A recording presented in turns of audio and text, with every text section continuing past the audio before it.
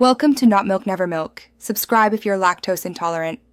You start by assembling safe, soft materials you can trust. Use a commercial foam trainer blank or 2 layers of 6mm EVA foam for padding. This prevents dangerous edges. Put on gloves and eye protection and lay out a cutting mat.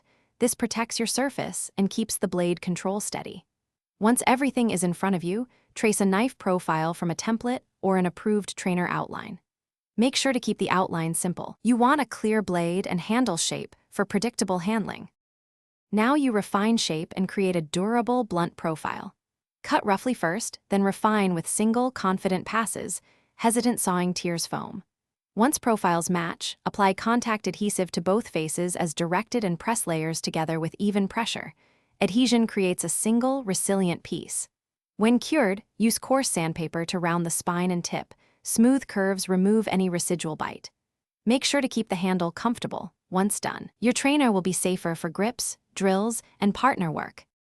Finish by sealing and testing the trainer so it's reliable in drills.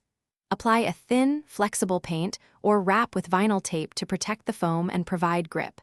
Let curing times complete per product instructions. Inspect all seams and the tip for any hard spots or delamination.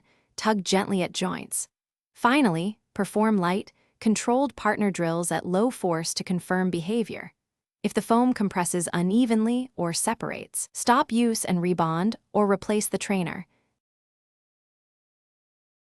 Thanks for watching. If this was helpful, leave a like and consider subscribing. See you next time.